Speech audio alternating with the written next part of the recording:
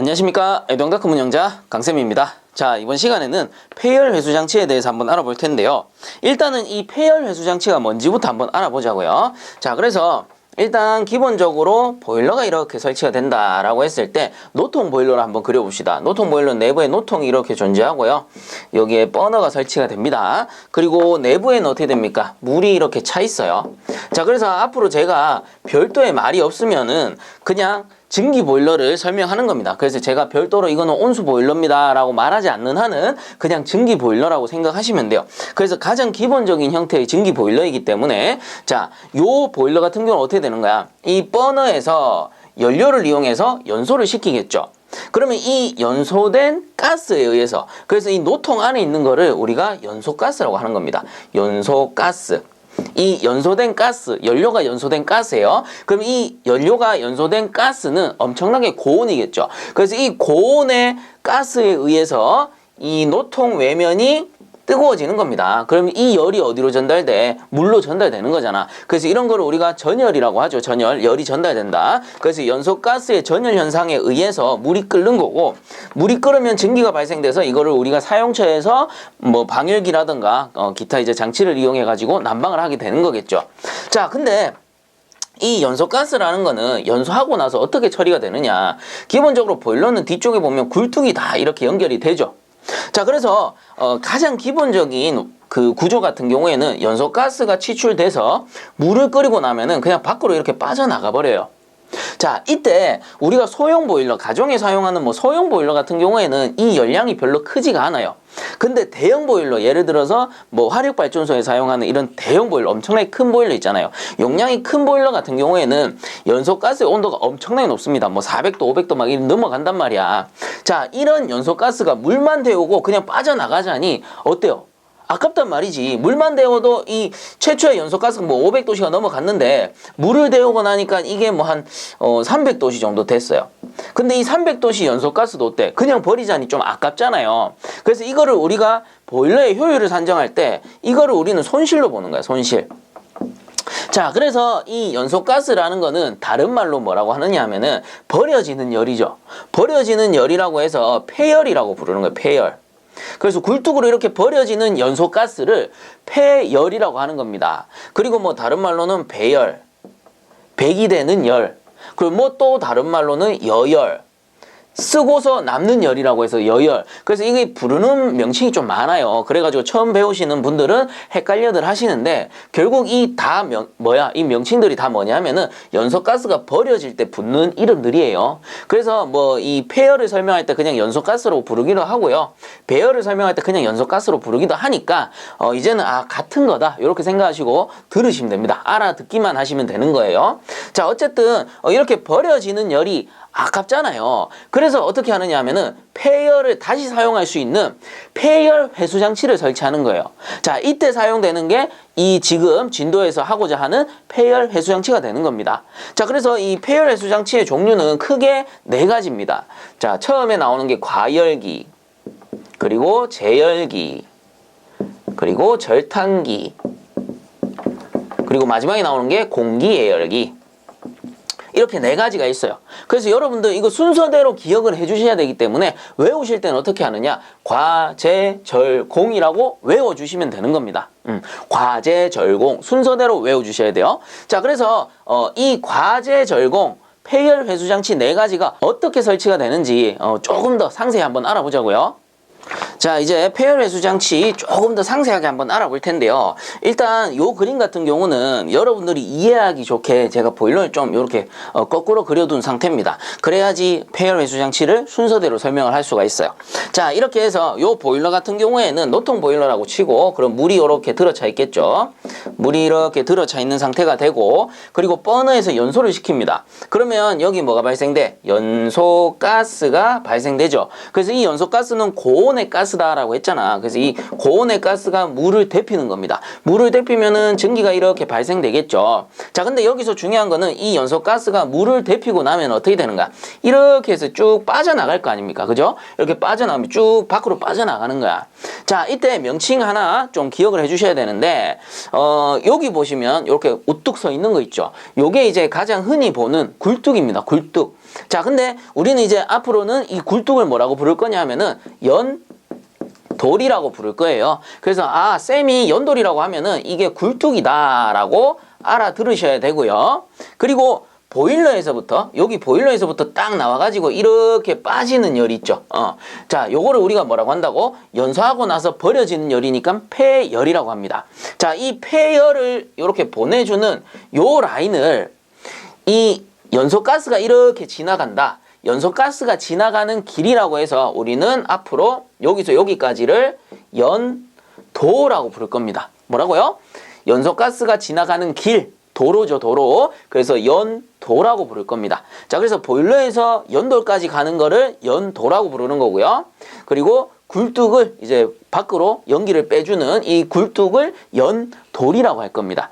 자, 여기서 흔히 말하는 연기라는 거는 연소가스를 얘기하는 거겠죠. 연소가스, 폐열, 배열, 여열, 그리고 뭐 연기, 뭐 다 같은 얘기다. 이렇게 알아들으시면 됩니다. 그래서 사용할 때마다 이 이름이 자꾸 바뀌니까 여러분들이 헷갈리는 건데 앞으로는 익숙해지시면 돼요. 많이 듣고 많이 보면은 익숙해지는 거예요. 자, 그래서 익숙하게 만들면 이제 쉬워지는 거야.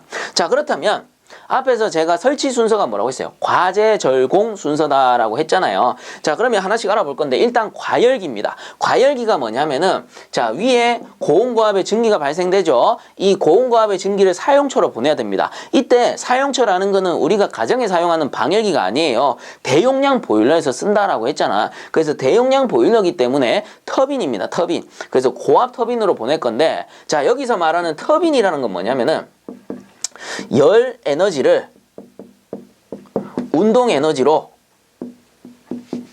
바꾸어주는 장치다라고 일단은 알아두세요. 자, 그래서 열 에너지로 운동 에너지로 바꿔주는 장치입니다. 제가 중간중간 설명을 드릴 거예요. 자, 그렇다면 최초 과열기란 게 뭐냐? 여기서 일단 증기가 발생되겠죠. 이 증기를 이렇게 인출하는데 인출하는 배관을 우리가 주증기관이라고 했습니다. 이 주증기관을 바로 사용처인 터빈으로 보내는 게 아니고요. 어떻게 하느냐 하면은 요 연도에다가 배관을 이렇게 연결하는 거예요. 연결하고 이렇게 보내고 여기가 이제 사용처가 되는 거야. 이 사용처가 뭐라고요? 터빈인데 1차 사용처는 고압 터빈 이라고 부릅니다. 고압 터빈. 자, 그래서 이 고압 터빈에다가 이렇게 연결을 하는 거예요. 자, 그러면 고압 터빈에서는 어떤 역할을 하느냐 하면은 이 과열된 증기를 가지고 터빈을 돌립니다. 그래서 증기 열 에너지가 터빈으로 들어가게 되면은 터빈이 이렇게 돌아가요. 회전 운동으로 바뀌는 거야. 자, 그래서 회전 운동 이거 뭐야? 운동 에너지로 바뀐다라는 거지. 그럼 이 회전 운동 하는 거를 어디다 연결하느냐? 발전기에 연결하는 거예요. 그럼 발전기에서 뭐가 발생해? 전기가 만들어지는 거야. 자, 이게 뭡니까? 가장 기본적인 화력 발전의 원리입니다. 그래서 화력 뭔데? 연소가스를 태운 열이지. 그래서 불을 이용하는 거잖아요. 그래서 이 화력을 이용해서 전기를 만들어서 이 전기로 터빈을 돌리게 되면은 이거는 화력 발전이 되는 거예요. 예를 들어서 댐에서 떨어지는 물에 수압을 이용한 뭐야?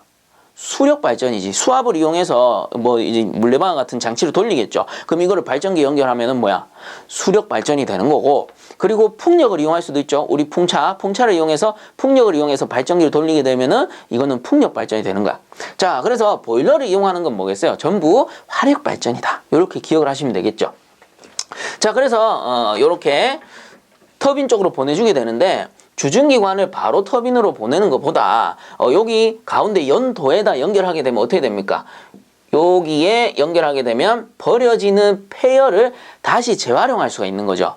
자, 그래서 그냥 바로 보내는 것보다 여기서 한 번 더 과열을 하는 거야. 한 번 더 과열하기 때문에 얘는 과열기 라고 부르는 겁니다. 그래서 그냥 보내는 것보다 한 번 더 과열하게 되면은 증기 중에 혹시 남아있을지 모르는 수분도 증발시킬 수 있고요. 그리고 열량도 더 높이기 때문에 터빈으로 갔을 때 훨씬 더 효율이 좋아질 수밖에 없죠. 즉 버려지는 열을 다시 활용을 하는 거니까 어쨌든 간에 효율은 높아진다. 이렇게 보시면 되는 거예요.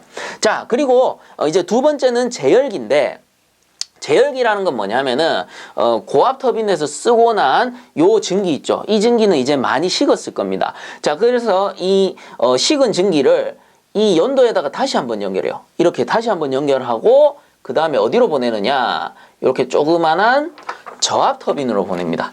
저압 터빈. 자, 그래서 한번 과열해서 쓰고요. 그리고 이거를 그냥 버리자니 좀 더 아까운 거야. 자, 그렇기 때문에 연도에다 연결해서 요 증기를 어떻게 하는 거야? 재가열한다. 재과열하기 때문에 요 녀석은 재열기라고 부릅니다. 재열입니다. 재과열한다. 자, 그래서 요거는 이제 아무래도 주 라인에서 나온 증기보다는 열량이 낮을 테니까 저압 터빈에 사용을 하는 거예요. 고압 터빈보다 저압 터빈이 용량이 좀 작기 때문에 열량이 좀 떨어지더라도 충분히 운동 에너지로 바꿀 수가 있다라는 거겠죠. 자, 이렇게 재가열해서 쓰는 거를 재열기라고 부르는 거고요. 결국은 고압 터빈, 저압 터빈 두 번 돌리기 위해서 우리는 과열기와 재열기를 사용을 했었습니다. 물론 이 재열기가 없는 장치도 있습니다. 요 장치보다 그 용량이 좀 작은 보일러 같은 경우에는 과열기 쓰고 재열기까지 쓸 필요는 없다라고 해가지고 과열기만 쓰는 경우도 있기는 있어요. 이런 거는 이제 보일러를 설계하는 사람 마음이니까 그때 다르긴 한데 우리는 전체 장치를 봐야 되는 겁니다. 그래서 일단 과열기, 재열기가 있고요. 그 다음 설치되는 게 절탕기라고 했었죠. 절탕기란 건 뭐냐면은 예를 들어 여기 이제 물탱크가 있어요. 물탱크라는 거는 왜 설치해? 보일러에 급수를 행해주기 위해서 사용을 하겠죠. 그래서 증발하고 증기가 빠지고 나니까 수위가 내려가요. 이때 보충을 해줘야 되니까 급수 물탱크를 설치하게 되는데 이 물탱크에서 급수를 바로 이렇게 보내주게 되면 어떻게 돼요? 뜨거워진 보일러에 차가운 물을 뿌리는 격이잖아. 그러니까 열응력이 발생하고 잘못하면 부동팽창으로 이어질 수가 있습니다. 부동팽창이라는 거는 어느 한 곳에서 막 팽창이 이렇게 불규칙적으로 일어나는 걸 부동팽창이라고 하는데 뭐 어쨌든 결국은 열응력이 발생한다라는 거죠. 그래서 효율이 떨어지는 거야. 그렇기 때문에 어떻게 하느냐 하면은 이 급수 라인, 급수 배관이겠죠. 요거를 연도에다가 연결을 하고 요렇게 보내주는 겁니다. 자, 그래서 요 장치를 절탕기라고 해요. 절탕기. 자, 그러므로 이 절탕기의 역할은 뭐예요? 급수를 예열하는 장치예요. 급수를 보일러에 보내주기 전에 미리 예열하는 거지. 자, 그래서 버려지는 열을 이용해서 예열해서 넣어주니까 당연히 열 효율 올라가고요. 예열되어서 들어가니까 부동팽창이나 열응력이 발생하지 않겠죠. 그리고 따뜻해진 물이 들어가기 때문에 연소가스로 조금만 가열을 해도 쉽게 증발하게 됩니다. 전체적으로 효율이 엄청나게 좋아지는 거죠. 자, 그리고 이제 네 번째 마지막으로 연결되는 게 뭡니까? 공기 예열기라는 게 있었어요. 자, 그래서 공기 예열기라는 거는 요거는 배관도 뭐 설치할 때도 있고 뭐 덕트로 설치할 때도 있는데 어쨌든 공기 예열기 같은 경우는 요렇게 그 공기가 들어갈 수 있는 라인이겠죠. 라인을 만들어서 여기서 이런 식으로 해가지고 버너 쪽으로 이렇게 연결이 됩니다.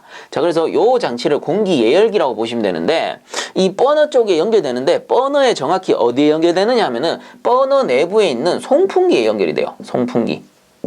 자, 그럼 송풍기라는 건 뭐야? 공기를 치출시켜 주는 거야. 이 연소가 이루어질 수 있게끔 공기가 들어가게 해주는 장치를 송풍기라고 하는 거죠. 그래서 외부에 있는 공기를 송풍기로 돌려서 쭉 빨아당기는 거야. 그래서 그냥 연결하면 차가운 공기가 들어가지만 이 연도에 이렇게 설치하게 되면 어떻게 되는 거예요? 공기가 예열되어서 따뜻해진 공기가 들어가는 거예요. 따뜻해진 공기가 들어가니까 조금만 가열해도 쉽게 연소할 수가 있겠죠. 그리고 완전 연소를 도와주는 역할도 하는 겁니다. 그리고 결과적으로 효율도 이렇게 올라가게 되는 거겠죠. 자, 이게 답니다. 그래서 요것만 여러분들이 이해를 하시면 되는 거예요. 자, 그래서 뭡니까? 이 폐열 회수 장치라는 거는 버려지는 연소가스, 즉 폐열이 뭐라고요? 연소가스 그냥 버려지는 거. 그래서 버리는 연소가스를 재이용한다, 회수하는 거죠. 그 열을. 자, 그래서 폐열 회수 장치의 종류는 네 가지라고 있습니다. 순서대로 외우셔야 됩니다. 자, 연도에서부터 연돌까지입니다. 그래서 연도에서부터 연돌까지 순서가 어떻게 되느냐 하면은 자, 처음에 과열기, 재열기, 그 다음이 뭡니까? 절탕기, 공기 예열기 순으로 설치가 되더라라는 겁니다. 그래서 여러분들 요 네 가지 순서 꼭 기억을 해주셔야 됩니다. 자, 요렇게만 기억을 하시고 이제 교재 보면은 술술술술 이제 풀릴 거예요. 자, 이제 교재 한번 보겠습니다. 제일 먼저 과열기라고 해서 나오죠. 그래서 한번 읽어보면 연소가스의 여열을 이용하여, 여열이라는 게 뭐예요? 여분의 열, 버려지는 열이죠. 폐열을 얘기하는 겁니다.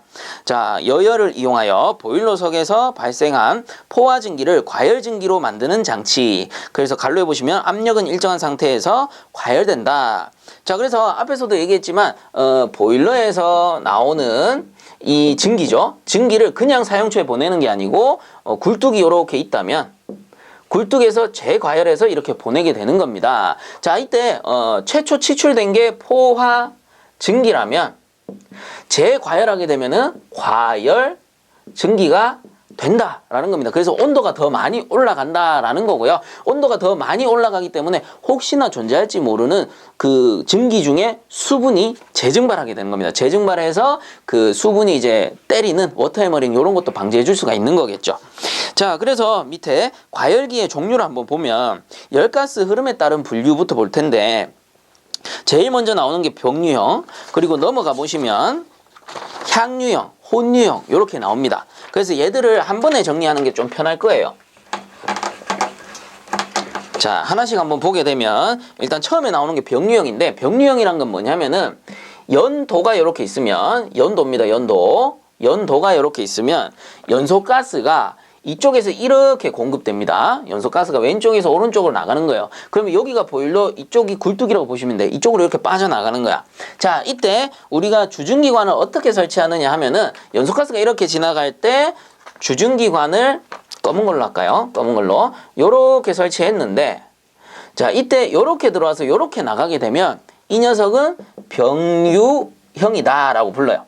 그래서 여러분들 뭔지 알겠어요? 병류형 뭐냐면은, 자, 요 밑에가 보일러란 말이야. 보일러에서 우리가 증기를 발생시켰어요. 증기가 이렇게 들어가서 오른쪽으로 가는 거야. 왼쪽에서 오른쪽으로 가게 되는 거고, 여기는 버려지는 열, 연소가스가 어떻게 되는 거죠?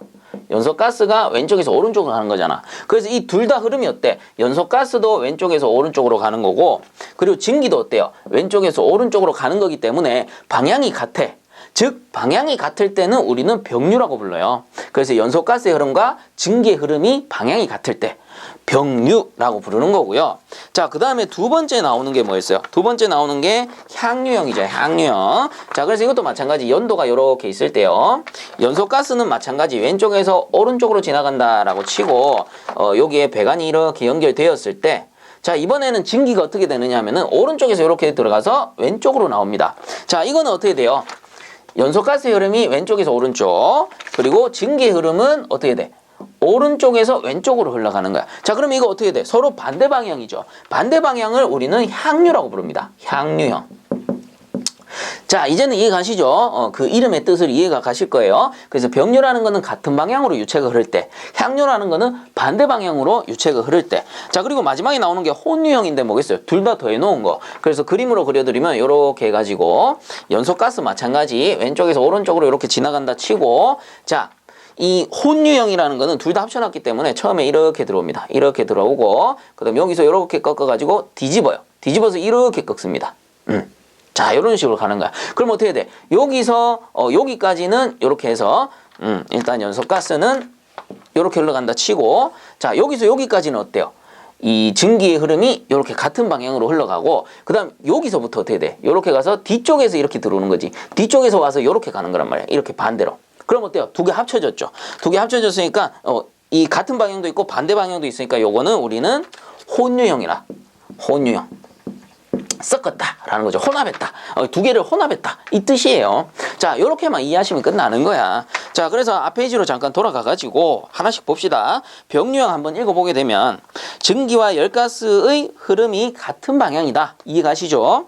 그리고 열 이용도가 높고 소선도 작다. 자, 그래서 열 이용도가 높은 거는 폐열 회수 장치니까 당연히 이용도가 좋을 수밖에 없어요. 자, 그리고 소선도가 작다라고 돼 있는데 요거 잠깐 기억하시고, 그 다음 넘어가서 향유형 같은 경우에는 증기와 열가스의 흐름이 반대 방향이다. 이해가실 거고요. 그 다음 열 이용률이 높고 양호하나, 이건 똑같죠. 폐열 회수 장치니까. 그리고 뒤에 보시면 연소가스의 소선의 우려가 있다라고 돼 있습니다. 자, 그래서 요게 이제 병류형과 향유형의 차이예요. 병류형 같은 경우에는 소선의 우려가 작은 편이고요. 그리고 향유형 같은 경우에는 소선의 우려가 큰 편이다라고 기억을 해주셔야 돼요. 자, 그건 왜 그러냐 하면은, 자, 이거 봅시다. 연소가스가 왼쪽에서 오른쪽으로 간다라는 거는 요 오는 쪽이 고온이고 나가는 쪽이 저온이라고 봐야 되죠. 그리고 증기도 마찬가지. 들어오는 쪽이 어때요? 요게 고온이고 나가는 쪽이 저온이다. 이렇게 봐야 되는 겁니다. 자, 그리고 향유형 같은 경우도 마찬가지. 들어오는 쪽이 요게 고온이고 나가는 쪽이 저온이라고 보고요. 그리고 증기도 마찬가지. 들어오는 쪽이 고온이고 나가는 쪽이 저온이에요. 자, 이렇게 써드리면 좀 이해가 가실까요? 자, 이게 무슨 말이냐면은 병유형 같은 경우에는 고온의 연소가스가 고온의 증기를 가열하는 형태고요. 향유형 같은 경우에는 고온의 연소가스가 저온의 증기를 가열하는 형식입니다. 자, 그래서 둘 중에 효율이 뭐가 좋노라고 물어본다면 당연히 고온의 연소가스로 저온의 증기를 가열하는 향유형이 효율이 좀 더 좋아요. 그러나 고온의 연소가스로 저온의 증기를 가열하다 보니 열응력이 많이 발생하겠죠. 그렇기 때문에 뜨거운 걸로 저온을 확 데워버리니까 열응력 때문에 잘못하면 파손의 우려가 있다라는 겁니다. 자, 그래서 이렇게 생각하시면 돼요. 향유형 같은 경우는 병유형에 비해서 효율은 좋으나 소선의 우려가 좀 크다. 좀 이제 열응력이 많이 발생한다. 이렇게 생각하시면 되고, 병유형 같은 경우는 향유형에 비해서 효율은 어때? 효율은 얘는 고온으로 고온을 데우기 때문에 효율은 좀 낮은 편이고요. 그래서 이 빠져나오는 가열된 증기를 온도를 탁 재보면은 향유형이 훨씬 더 가열이 많이 돼 있어요. 근데 병유형은 효율이 좀 낮은 편이고 거기에 비해서. 근데 고온으로 고온을 데우기 때문에 열응력은 작은 거야. 그러니 소선의 우려는 어때? 작다라고 보는 겁니다. 그래서 요 두 가지 비교를 해서 보시면 되는 거고요. 자, 그 다음에 교재 다시 돌아가서 혼유형 보시면 병유식과 향유식을 합쳐놓은 형태로 소선의 우려가 작다. 자, 그래서 이 두 개의 단점을 어느 정도 이 보완을 하기 위해서 혼유형을 사용을 하는 겁니다. 자, 그래서 이렇게 혼합을 시켜 놓으니 효율은 어느 정도 높고요. 그리고 열응력은 어느 정도 줄어들더라. 이 뜻입니다. 그래서 효율도 높이고 그리고 소선의 우려도 좀 작게 하기 위해서, 이게 무슨 말이야? 열응력을 줄였다 이 뜻이죠. 그래서 효율을 조금 더 극대화하고 안전하게 운영하기 위해서 우리는 혼유형을 채택할 수도 있다라는 겁니다. 자, 그 밑에 보시면 열가스 접촉에 따른 분류라고 해서 세 가지 나오는데, 종류로는 접촉형, 그리고 복사형, 접촉 복사형, 이렇게 세 가지입니다. 다른 명칭으로는 대류형, 방사형, 대류방사형 이렇게 나오는데, 자, 각각 어떤 거냐 하면은, 일단 접촉형 같은 경우에는 연도가 이렇게 있을 때 요 배관을 이렇게 연도 안에 넣어 버리는 거예요. 그럼 어떻게 돼? 연도 안에 연소가스가 지나갈 거고, 이 연소가스가 이 증기 배관에 직접 접촉한다라고 해가지고 요거를 접촉형이라고 부르는 거고요. 그리고 복사형 같은 경우에는, 복사형은 연도가 이렇게 있으면 이 별도의 열교환기를 설치하는 겁니다. 별도의 열교환기를 설치해서 증기 배관을 연도 안에 넣는 게 아니고요. 이렇게 열교환기랑 연결을 시키는 거예요. 그럼 연소가스는 안에 이렇게 지나가겠지만 연소가스가 배관이 직접 닿는다, 안 닿는다? 안 닿죠. 그렇기 때문에 요거는 복사형이라고 부르는데, 다른 말로는 방사형이라고도 하죠. 그 이유는 이 연도 외부에 설치가 되니까 연도의 이 복사열, 다른 말로 방사열입니다. 방사열에 의해서 이 배관이 과열되기 때문에 복사형 또는 방사형 이렇게 부른다라는 거고요. 그리고 접촉복사형은 뭐겠어? 이거 두 개 합쳐 놓으면은 접촉복사형이 되겠죠. 이게 끝입니다. 그 밑에 보시면은 연소 방식에 따른 분류라고 해서 뭐 두 가지 나오죠. 직접 연소식과 간접 연소식이 있다. 요건 참고적으로 보시면 됩니다. 자, 그리고 밑에 보시면 과열기 설치 시 2점이라고 해서 나오는데, 하나씩 보면은 보일러의 열 효율을 높여준다. 당연히 폐열을 이용하니까요. 그리고 폐열을 이용하고, 그리고 증기가 발생되었을 때 이 증기를 다시 한번 과열해서 고온으로 보내주기 때문에 효율은 더 올라갈 수밖에 없죠. 그 다음 두 번째 보시면 관내 부식 및 워터해머를 방지할 수 있다. 왜 그래요? 증기 속에 존재할 수도 있는 수분을 다시 한번 과열해서 증발시켜서 이제 수분을 제거할 수가 있기 때문에 수분에 의한 부식이라든가 워터해머, 수격작용이죠. 이런 거를 방지할 수도 있는 겁니다. 자, 그 다음 세 번째 보시면 적은 양의 증기로 많은 열을 얻을 수 있다. 열 효율을 높일 수 있다. 이 말하고 같은 거죠. 그 다음 네 번째 보시면 관내 유속에 따른 마찰 저항이 감소된다. 자, 그래서 우리가 과열기 같은 경우에는 우리가 보일러가 있다라고 치고 보일러가 이렇게 있을 때 증기를 발생시켜서 주증기관을 이렇게 이용해서 그 실제 사용처로 보내게 됩니다. 근데 주증기관을 그냥 다이렉트로 사용처에다가 연결해 버리면은 순간적으로 발생된 증기가 우리가 밸브를 연다고 해서 이 밸브를 서서히 연다고 하지만 이게 고압이다 보니까 순간적으로 이렇게 확 치출돼요. 그래서 최초에 치출될 때 유속이 엄청나게 빠릅니다. 그래서 빠른 유속만큼 마찰 저항도 증가할 수밖에 없습니다. 근데 요거를 이제 우리가 연도를 이용해서 여기서 배관을 어떻게 하는 거야? 한번 요렇게 코일 형식으로 이렇게 꺾어버린 거죠. 그럼 어떻게 돼요? 순간적으로 치출된 유속이 빠른 증기가 공급되더라도 여기서 유속이 어느 정도 감소가 되겠죠. 자, 그렇기 때문에 유속을 감소시켜서 마찰 저항을 줄일 수 있는 효과도 있고요. 그리고 앞에서 얘기했듯이 수분이 제거되기 때문에 수분에 의한 부식 또는 마찰 저항도 줄일 수가 있다 라는 겁니다. 결국은 다 같은 얘기예요. 효율도 높고 저항도 줄이고 여릉력도 줄일 수가 있다. 이렇게 보시면 되는 겁니다. 자, 그리고 밑에 보시면 과열증기 온도 조절 방법이라고 해서 과열증기의 증기 온도가 너무 높을 때 있죠. 너무 높아버리면은 사용처에 무리가 갈 수 있으니까 조금 낮춰야 된다. 이거 어떻게 조절하지? 자, 이럴 때 쓰는 방식입니다. 그래서 첫 번째, 열가스량을 조절한다. 이 말은 무슨 말이냐? 여기 연소실이잖아요. 연소실 버너에서 연료를 이렇게 태우는데 연료의 양을 좀 줄이는 겁니다. 그러면은 온도가 전체적으로 줄어들겠죠. 그럼 폐열의 온도도 줄어드니까 과열기의 온도도 줄일 수 있다라는 얘기가 되는 거고요. 그 다음 두 번째, 과열 저감기를 사용한다. 그래서 과열 저감기라는 별도의 장치가 있습니다. 자, 그 다음 세 번째, 과열기 전용 회로에 의하는 방법이라고 해서, 자, 우리가 앞에서 배운 폐열 회수 장치는 전부 뭐예요? 이 연도 사이에 설치가 되었었는데 과열기만 따로 회로를 구성하는 거예요. 그래서 연도 빼고 과열기만 따로 설치하는 회로를 만들어서 거기서 별도로 온도 조절을 하게 된다라는 겁니다. 자, 그게 과열기 전용 회로에 의하는 방법이고요. 자, 그리고 그 밑에 보시면 배기가스의 재순환 방법이라고 해가지고 배기가스를 어떻게 하는 겁니까? 바로 다이렉트로 보내는 게 아니고 별도 덕트라든가 이런 걸 이용해서 배기가스를 이렇게 되돌려 버리는 거예요. 일종의 바이패스죠. 그래서 배기가스를 전부 보내는 게 아니고 배기가스의 일부만 보내고 일부는 되돌리기 때문에 100%다 갔을 때보다 어때? 온도가 좀 줄어들 수가 있겠죠. 자, 이런 식으로 배기가스를 재순환하는 방법이 있고요.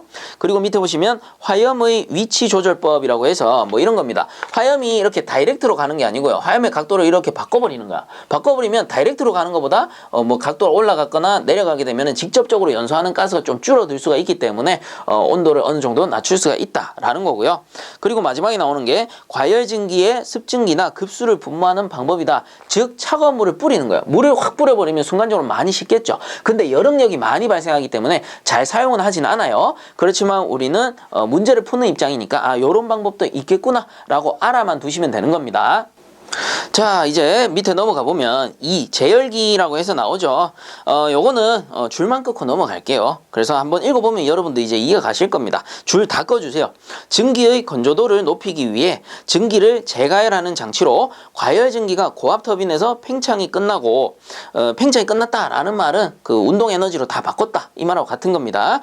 그 다음에 응축 직전에 회수하여, 그래서 식기 전에 응축되기 전에 다시 가열시켜 저압 터빈에서 팽창하도록 운동 에너지로 바꾼다는 거죠. 팽창하도록 하는 것으로 증기 터빈의 열 효율을 향상시킬 뿐만 아니라 터빈 날개의 부식이나 마찰에 따른 손실을 감소시켜 준다. 그래서 과열기에서 이제 과열한 증기를 고압 터빈에 쓰고 그 남는 증기를 다시 그 연도로 보내가지고 재가열해서 저압 터빈을 돌리는 장치다 라고 했죠. 자, 그래서 어차피 과열기하고 거의 개념은 비슷하고 요 열을 다시 가열한다 라는 거, 재가열한다, 요거밖에 틀린 게 없습니다. 그래서 요거는 줄만 쭉 다 긋고 넘어가시면 돼요.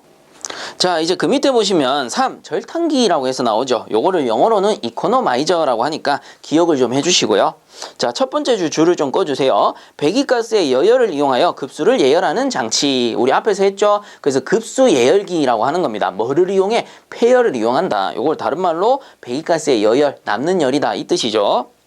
자, 그리고 마저 읽어보면 연도 안에 설치되어 보일러의 포화 온도보다 약간 낮은 10에서 20도씨 이하 정도로 급수를 예열하여 보일러 본체와 급수관을 연결한다. 자, 그리고 밑에도 보면 절탕기에서 급수 온도를 10도씩 높일 때마다 보일러 효율은 1.5% 증가된다. 그래서 의외로 많이 증가가 되는 겁니다. 효율이 꽤 많이 상승되는 거예요.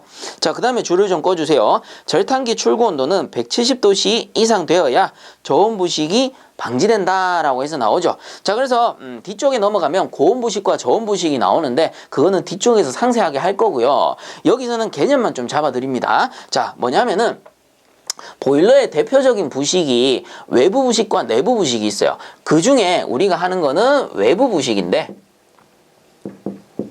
자, 여기서 하는 겁니다. 여기서. 물론 우리가 필기 시험할 때는 내부 부식까지 상세하게 다뤘었어요.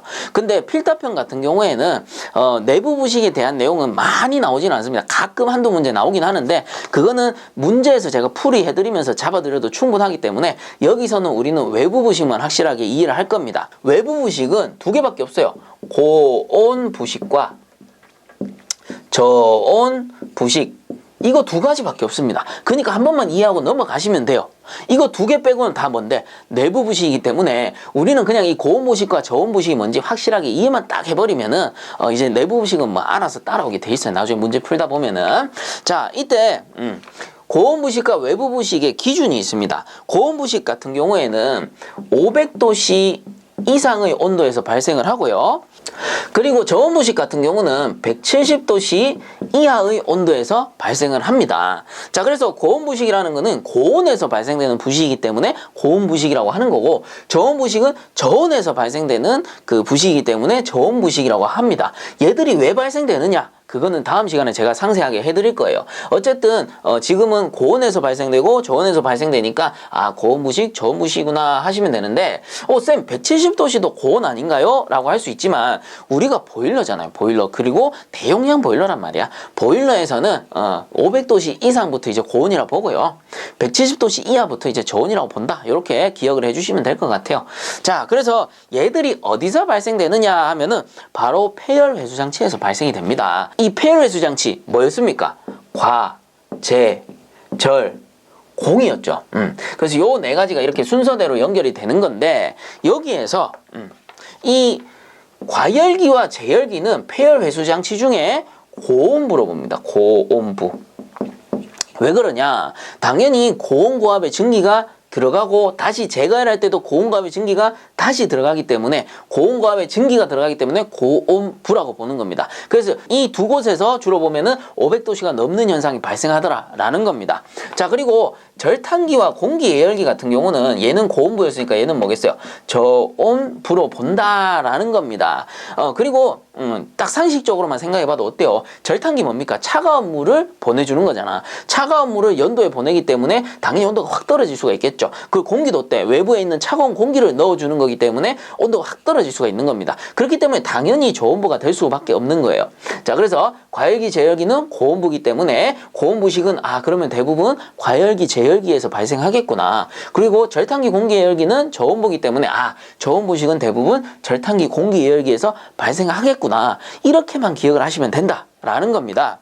자, 그래서 교재에서도 방금 줄 건 내용 다시 한번 읽어보면 절탕기 출고 온도는 170도씨 이상 되어야 저온 부식이 방지된다. 그 말이 바로 이거예요. 이거. 저온 부식은 170도씨보다 내려가 버리면은 발생할 확률이 높기 때문에 웬만하면은 170도씨보다 높게 유지를 해줘라. 이 뜻이 되는 겁니다. 자, 그리고 이제 넘어가 보면 절탕기 특징 나오죠. 장점 보시면 보일러 효율이 증가한다. 폐열을 이용하니까 당연한 거죠. 그 다음 두 번째 보시면 급수와 보일러 수의 온도차를 작게 하여 열응력을 방지한다. 그래서 차가운 물을 바로 뜨거운 보일러에 보낼 때보다 가열해서 보내주는 게 어때요? 열응력이 적다, 효율이 높다라고 했죠. 자, 그 다음 세 번째, 급수에 포함된 일부 불순물을 제거할 수 있다. 갈로에 보시면 경수가 연수로 바뀐다 이렇게 나오는데 일단 경수가 연수로 바뀌는 거는 경수일 때보다 연수로 갈수록 스케일의 발생이 줄어들어요. 그렇기 때문에 물을 가열하면은 경수에서 점점 연수로 바뀔 수가 있다라는 뜻이고요. 그리고 불순물을 제거할 수 있다. 이 말은 무슨 뜻이냐면은 어쨌든 차가운 물일 때보다는 차가운 물을 예열하는 개념인데 예열하는 걸 다시 말하면은 어느 정도 가열하게 된다라는 거잖아요. 그래서 여러분들도 상식적으로 알다시피 물을 어느 정도 가열한다, 끓인다라는 말은 물론 끓진 않겠지만 어느 정도 가열한다라는 거는 안에 있는 미생물도 죽일 수 있고 세균도 죽일 수 있는 겁니다. 그래서 일부 불순물도 제거할 수 있는 효과를 볼 수가 있다라는 거겠죠. 자, 그래서 세 번째, 급수에 포함된 일부 불순물을 제거할 수 있다라는 뜻이 되는 겁니다. 자, 그렇다면 단점은 뭐냐? 첫 번째, 청소 및 점검이 곤란하다. 자, 이거는 우리가 연도에다가 어떻게 되는 거야? 결국은 배관을 이렇게 까는 거잖아요. 그래서 연도 내부를 청소하거나 점검하고 싶은데 배관이 이렇게 깔려 있으니까 내부 구조가 복잡해졌죠. 그러니까 당연히 청소 및 점검이 어떻게 돼? 좀 까다로워진다, 어려워진다라는 거죠.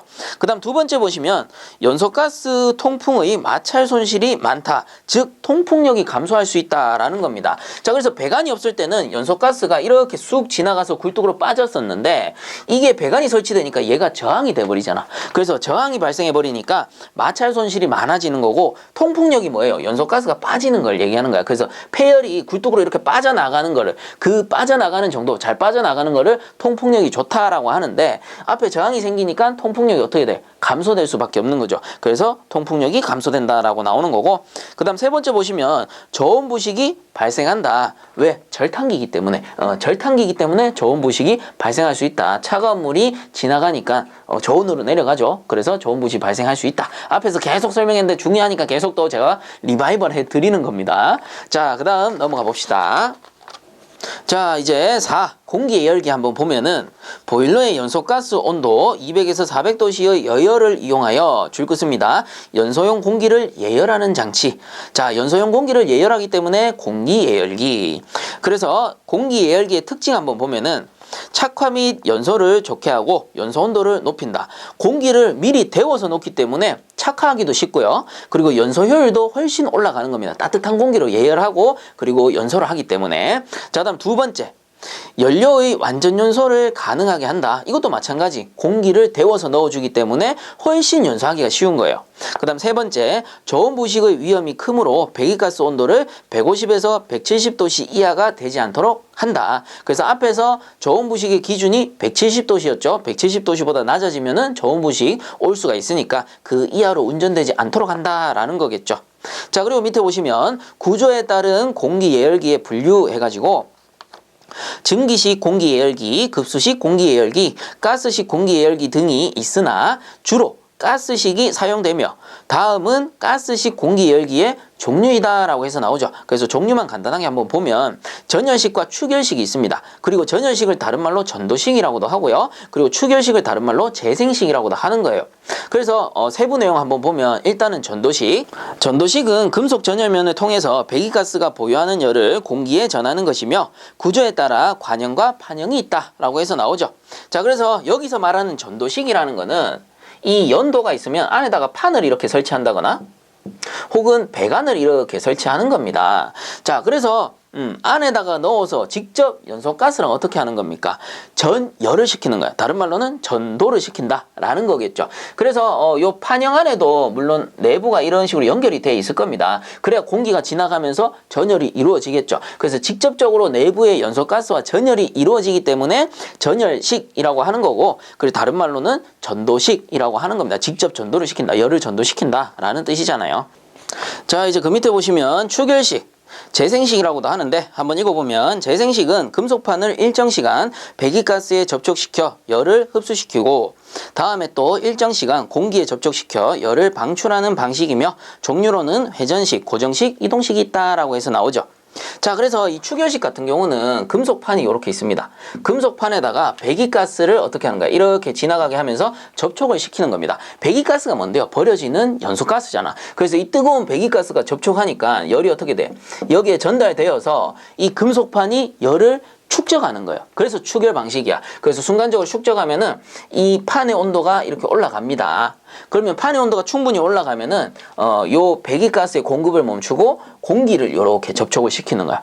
자, 그래서 이 차가운 공기가 지나가면서 이 판에 열을 뺏어서 가는 거죠. 그러면서 공기의 온도가 올라가면서 공기는 예열이 됩니다. 자, 이때 판의 열이 뺏기기 때문에 판은 다시 식어요. 자, 그러면 식으면 어떻게 하면 될까? 공기의 공급을 멈추고 배기가스를 다시 접촉시켜주면 되겠지. 그래서 배기가스를 접촉시켜서 축열을 다시 재생한다라고 해가지고 다른 말로는 재생식이라고도 부르는 겁니다. 그래서 축열식 또는 재생식이라고 하는구나. 이렇게 기억을 해주시면 되고요. 자, 그리고 이제 밑에 보시면 공기 예열기 설치 시 이점이라고 해서 나오죠. 한번 읽어보면 이제는 이해가 다 가실 겁니다. 첫 번째, 보일러의 열 효율을 향상시킨다. 폐열을 이용하니까. 그 다음 두 번째, 연소 및 전열 효율을 향상시킬 수 있다. 이건 뭐 첫 번째랑 똑같죠. 효율을 높이는 거니까. 그 다음 세 번째, 수분이 많은 저질탄 연료도 연소가 가능하다라고 돼 있는데, 자, 이거는 공기를 데워서 넣어주죠. 그래서 따뜻한 공기가 연소실로 들어가게 되면은 기존의 연소량보다 조금만 열을 가해도 쉽게 연소가 됩니다.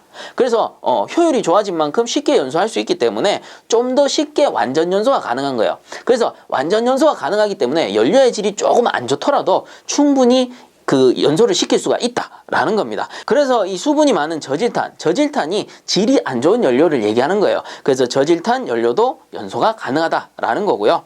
그 다음 이제 마지막에 보시면 연료의 완전 연소를 가능하게 한다. 그래서 앞에 얘기하고 똑같은 거죠. 그 공기가 예열돼서 들어가니까 쉽게 연소할 수 있고 완전 연소가 용이해진다라는 말이 되는 겁니다.